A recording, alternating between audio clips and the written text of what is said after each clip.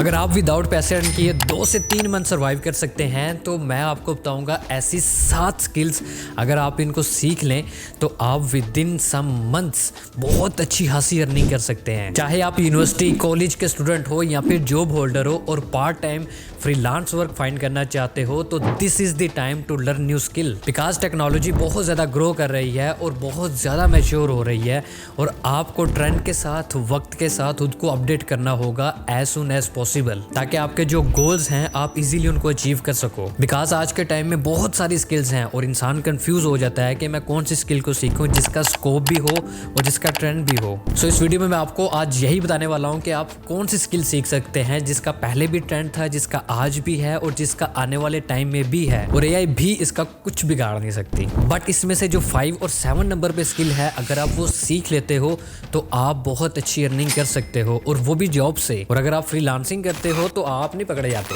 Number 1 data science. آج کل data science skill کی بہت زیادہ ڈیمانڈ ہے مارکیٹ میں اور بہت ساری جابس جو ہیں وہ پوسٹ ہو رہی ہیں اور ان کی ارننگ بھی بہت زیادہ ہے. ایکچولی ڈیٹا سائنس کا مطلب یہ ہے کہ سائنس کا ڈیٹا, کیونکہ ٹیکنالوجی آج کل بہت زیادہ امپروو کر رہی ہے اور بہت زیادہ جو ہے data all over the world میں پڑا ہوا ہے. اب اس اتنے زیادہ ڈیٹا میں سے صرف وہ والا اسپیسیفکلی ڈیٹا نکالنا جو کہ آپ کے بزنس کے لیے بہت زیادہ یوزفل ہو, اس ڈیٹا کو نکالنے والے کو ہم ڈیٹا سائنٹسٹ کہتے ہیں. اگر ابھی بھی نہیں کلیئر تو ایک ایگزامپل سے سمجھاتا ہوں.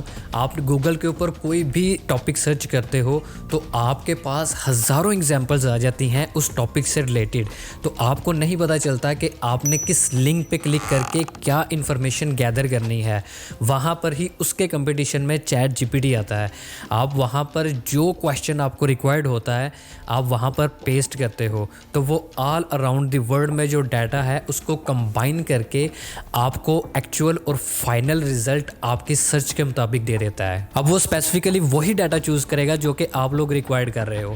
اب اس سارے ڈیٹا میں سے صرف وہ ڈیٹا نکالنا جو کہ آپ کو ریکوائرڈ ہے, اس کو نکالنے والے کو ہم لوگ ڈیٹا سائنٹسٹ کہتے ہیں. اگر آپ کی میتھمیٹکس بہت زیادہ اچھی ہے تو آپ اس فیلڈ کو بہت جلدی سیکھ جاؤ گے, بیکاز اس کے لیے آپ کی میتھمیٹکس, اسٹیٹکس اور کمپیوٹر سائنس کی ٹیکنیکس لگتی ہیں. Data scientist actually programming languages کو یوز کر ڈیٹا فائنڈ کرتے ہیں اور پروگرامنگ لینگویجز جو وہ لوگ یوز کرتے ہیں وہ ہیں پائتھن اور ایس کیو ایل. اور ڈیٹا سائنٹسٹ بہت زیادہ امپورٹنٹ رول پلے کرتا ہے کسی بھی بزنس میں. Number 2 digital marketing.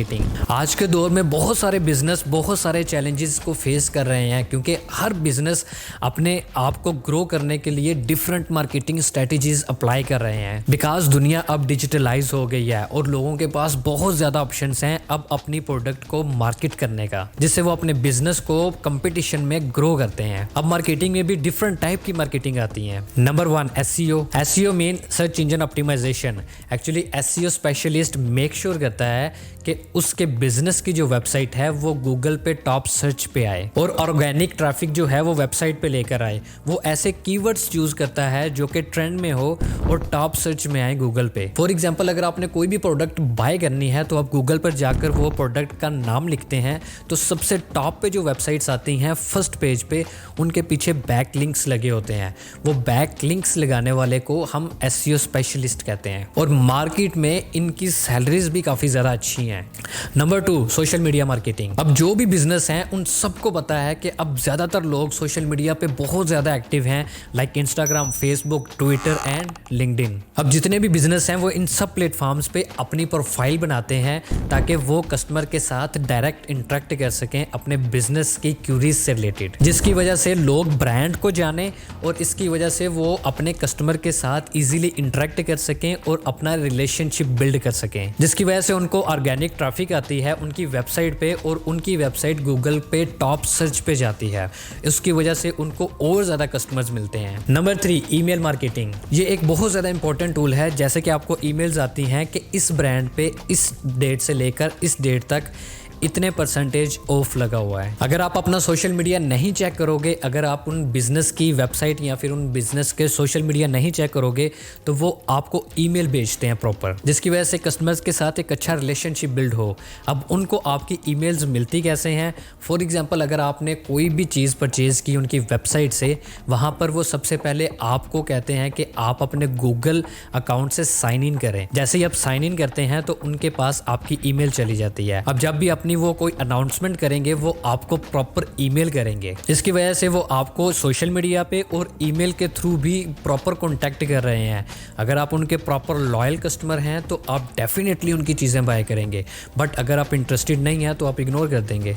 Number 4, content marketing. अब जितने भी लोग कंटेंट मार्केटिंग करते हैं वो कंपनी की वेबसाइट पे ब्लॉग लिखते हैं प्रॉपर, जिसकी वजह से उनको और ज़्यादा ऑर्गेनिक ट्रैफिक आती है। बिकॉज अगर ब्लॉग में कोई भी एक कीवर्ड रैंक हो जाता है तो उनको बहुत ज़्यादा कस्टमर्स मिलते हैं। Apart from this, content marketer content लिखते हैं सोशल मीडिया पोस्ट का, वेबसाइट का, अगर आपकी कोई प्रोडक्ट है उसकी प्रॉपर जो डिटेल है वो भी कंटेंट मार्केटर लिखते हैं। इसके अलावा जो अगर आपने ईमेल मार्केटिंग करनी है उसका भी कंटेंट मार्केटर लिखते हैं। वही कंटेंट जब डिज़ाइन होकर सोशल मीडिया पे अपलोड होता है तो अगर उसमें से कोई भी एक पॉइंट या फिर कोई स्पेसिफिक परसेंटेज जो कि हुक लाइन है किसी भी कस्टमर को अट्रैक्ट करने के लिए, अगर किसी भी कस्टमर को वो हुक लाइन अट्रैक्ट करती है तो वो सिंपली उसकी वेबसाइट पे जाकर वो प्रोडक्ट बाय कर सकता है। Number 3, UI UX designing. जैसे जैसे बिजनेस ग्रो कर रहे हैं अब वो सिंपल वेबसाइट जो है वो नहीं रिक्वायर्ड करते, वो चाहते हैं कि कोई ऐसी हमारी वेबसाइट क्लीन, क्लियर और साथ में क्रिएटिव हो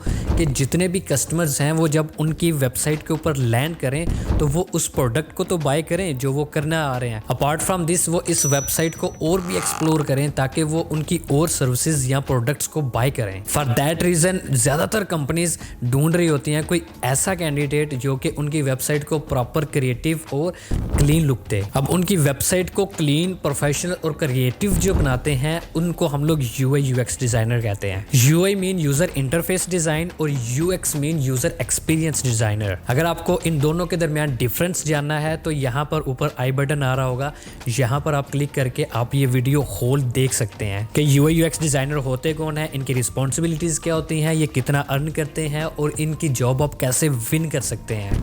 number 4, project management. Project managers actually बहुत ज़्यादा इंपॉर्टेंट रोल प्ले करते हैं किसी भी कंपनी में। एक्चुअली इनका मेन मोटिव होता है प्रोडक्ट को मैनेज करना और रिसोर्सेज को ऑर्गेनाइज करना और एक्टिविटीज़ को एग्जीक्यूट करना और इन सब को यूटिलाइज करना और कंट्रोल करना ताकि जो टारगेट है, ताकि जो गोल है उसको अचीव किया जा सके। Actually project manager time, budget और स्कोप को माइंड में रख के वर्किंग करते हैं और इनके 3 पॉइंट बहुत ज़्यादा इंपॉर्टेंट रोल प्ले करते हैं किसी भी इंडस्ट्री में।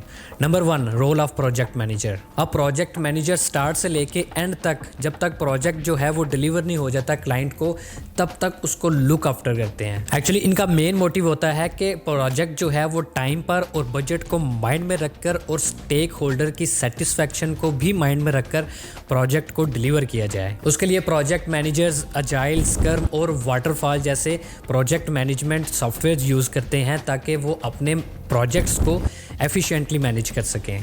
Number 2, tools and techniques. Project managers के पास एक्चुअली बहुत सारे टूल्स एंड टेक्निक्स होते हैं जिसकी वजह से वो प्रोजेक्ट को प्रॉपर मैनेज करते हैं, जैसे कि ट्रेलो, असाना और जीरा जैसे प्रोजेक्ट मैनेजमेंट टूल्स उनको प्रॉपर हेल्प आउट करते हैं कि वो अपनी टीम को ऑर्गेनाइज कर सकें और अपने प्रोसेस को एग्जीक्यूट कर सकें। Number 3, benefits. प्रोजेक्ट मैनेजर्स जिन्हें हम लोग PM भी कहते हैं, जितने बड़े बिजनेस हैं वो उनका यूज़ कर अपने प्रोजेक्ट्स को स्ट्रीमलाइन करते हैं, जिसकी वजह से कंपनीज की एफिशिएंसी और प्रोडक्टिविटी इंक्रीज हो जाती है और जितने रिस्क फैक्टर होते हैं कंपनीज में वो उनको भी मिनिमाइज करते हैं। इसकी वजह से बिजनेसमैन ये सारी की सारी हेडिक जो है वो प्रोजेक्ट मैनेजर को देकर खुद अपने गोल्स को कैसे अचीव किया जाए उस पर प्रॉपर फोकस करता है। Number 5, .NET development. .NET developer की मार्केट में डिमांड बढ़ती जा रही है डे बाय डे। अगर आप चाहते हैं कि मैं .NET डेवलपमेंट के ऊपर प्रॉपर कोर्स लेकर आऊँ कि कैसे आप बिगनिंग से एडवांस लेवल की कोडिंग कर सकते हैं और अपने प्रोजेक्ट्स जो हैं वो विन कर सकते हैं, और अपार्ट फ्रॉम दैट आप कैसे वेब एप्लीकेशंस बना सकते हैं, तो नीचे कमेंट में मुझे फायर इमोजी के साथ डन लिखकर शेयर कर दें। जितने ज़्यादा कमेंट्स होंगे उतनी जल्दी एज सुन एज पॉसिबल मैं इसके ऊपर वीडियो बनाऊंगा। .NET डेवलपमेंट माइक्रोसॉफ्ट का बहुत पावरफुल फ्रेमवर्क है जो कि सॉफ्टवेयर, वेबसाइट्स और वेब सर्विसेज को डेवलप करने के लिए यूज़ किया जाता है। .NET एक्चुअली काफ़ी सारी लैंग्वेजेस को सपोर्ट करता है जैसे कि C# and visual basic. Actually ये टोटली डिपेंड करता है डेवलपर्स पे कि वो कौन सी प्रोग्रामिंग लैंग्वेज को चूज़ करते हैं, और .NET डेवलपर विजुअल स्टूडियो और .NET कोर को यूज़ करते हैं कोडिंग के लिए, जो उन्हें एक स्केलेबल, सिक्योर और क्रॉस प्लेटफॉर्म को बनाने के लिए काफ़ी ज़्यादा ज़्यादा हेल्प आउट करता है। .NET developers actually desktop, mobile और वेब इन्वायरमेंट के लिए एप्लीकेशंस बनाते हैं। फॉर एग्जांपल अगर आप किसी भी यूटिलिटी स्टोर, मेडिकल स्टोर या इवन किसी भी क्लोथिंग ब्रांड पे चले जाते हैं तो आप अपनी जो प्रोडक्ट है उसको स्कैन करते हैं QR कोड के थ्रू। सो आपको आपकी फाइनल प्राइस बता दी जाती है। अब जो वो QR कोड है, अपार्ट फ्रॉम दिस वो जो सॉफ्टवेयर है जो आपको एक्चुअल प्राइस बता रहा है, उसके पीछे जो कोडिंग होती है वो .NET डेवलपर्स करते हैं। अब जितने भी .NET डेवलपर्स हैं, अगर उन्होंने एक सॉफ्टवेयर बना लिया, अब आप खुद सोचो कि वो अगर एक ही सॉफ्टवेयर को 10, 20 या 30 स्टोर्स के ऊपर सेल करते हैं तो वो कितना ज़्यादा चार्ज करते हैं। अपार्ट फ्रॉम दैट वो हर मंथ अपनी मेंटेनेंस का बजट सेपरेटली डिसाइड करते हैं। अभी ये मैंने आपको बहुत शॉर्ट इंट्रोडक्शन दिया है .NET डेवलपमेंट का, ये बहुत ज़्यादा इंटरेस्टिंग फील्ड है। Number 6, artificial intelligence. आजकल हर जगह पे वर्ल्ड वाइड आर्टिफिशियल इंटेलिजेंस का बहुत ज़्यादा नाम है। आर्टिफिशियल इंटेलिजेंस एक्चुअली बहुत ज़्यादा पावरफुल है और ये डे बाय डे ग्रो कर रही है खुद को। लाइक ये आपकी हर एक प्रॉब्लम को सॉल्व कर सकती है विद इन सम मिनट्स। और आजकल इनकी बहुत ज़्यादा डिमांड है मार्केट में, बिकॉज लोग सीखना चाहते हैं AI ताकि वो अपने काम को और ज़्यादा स्पीड अप और क्रिएटिव बना सकें, जिससे उनके जितने भी वर्क प्रोसेस हैं वो ऑटोमेट हो जाएं। एक्चुअली AI मशीन और ह्यूमन माइंड को मिलाकर कोई भी एक्शन परफॉर्म कर सकती है। फॉर एग्जाम्पल ChatGPT, आप इससे दुनिया का कोई भी क्वेश्चन पूछ लें, ये विद इन सम सेकेंड्स आपको आपके क्वेश्चन का आंसर कर देगा। अब AI की वजह से हम लोग वर्चुअल असिस्टेंट से प्रॉपर कम्युनिकेट कर सकते हैं, जैसे कि सिरी या फिर अलेक्सा से, जो कि मशीन्स हैं और ये प्रॉपर आपको आपकी बात का रिस्पॉन्ड करते हैं। और इनसे लोग अपने डेली के टास्क करवाते हैं और इनके पीछे जो लर्निंग होती है, जो कोडिंग होती है, वो डीप लर्निंग और मशीन लर्निंग होती है, जो कि मशीन्स को डाटा के थ्रू अपने काम करवाने में हेल्प आउट करते हैं। अब AI की एप्लीकेशंस हर जगह पे मौजूद हैं, चाहे आप कोई भी एक फील्ड ले लें। For example web development, web designing, graphic designing, marketing, हर एक के लिए AI यूज़ हो रही है। अब आपके जितने भी चैटबॉट्स हैं वो सारे के सारे AI के थ्रू ही हैंडल हो रहे होते हैं, जिसमें आप वेबसाइट के ऊपर लाइव चैट करते हैं अपनी कस्टमर सपोर्ट के साथ। अगर आपको डिटेल में AI के बारे में जानना है तो यहाँ पर आई बटन आ रहा होगा, यहाँ पर क्लिक करके आप वो होल वीडियो देख सकते हैं। और इसके बाद आता है AR VR, जिसको हम लोग ऑगमेंटेड रियलिटी और वर्चुअल रियलिटी कहते हैं। AR ऑगमेंटेड रियलिटी ये एक्चुअली हमें एक्सपीरियंस करवाता है फिजिकल इन्वायरमेंट, जिसमें आप इमेजिन करते हो कि आप वॉक कर रहे हो और ये आपको प्रॉपर गाइड करता है कि आप अपनी डेस्टिनेशन पे कैसे पहुंच सकते हो, जैसे कि आप ये वीडियो देख सकते हैं। सो ये सारी रियलिटी AR VR के थ्रू ही पॉसिबल होती है। VR virtual reality. अब VR क्या करती है, ये हमें एक्सपीरियंस करवाती है वर्चुअल वर्ल्ड का, जिसमें हम लोग एक्सप्लोर कर सकते हैं, क्रिएट कर सकते हैं और इंटरेक्ट कर सकते हैं अपनी इमेजिनेशन को यूज करके। और जैसे कि आप पहले गेम्स खेलते थे, आपका एक अवतार जो है वो भाग रहा होता था और वो गन उसने पकड़ी होती थी और वो शूट करता था। अगर आपको गोली लग गई तो वो मर जाता था, तो आपको लगता था कि वो अवतार को गोली लगी है।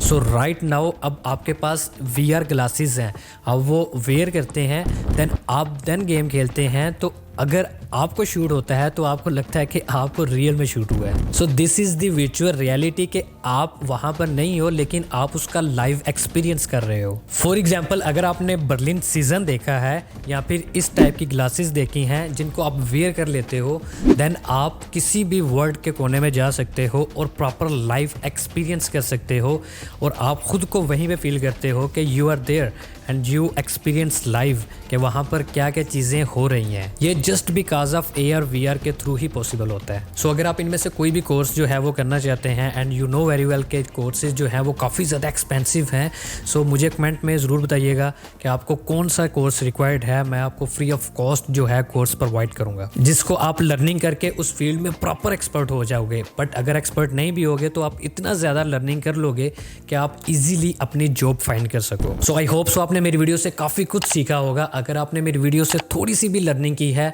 तो please subscribe my channel for more updates, and I wish you very best of luck with your freelancing skill journey. अल्लाह हाफिज़।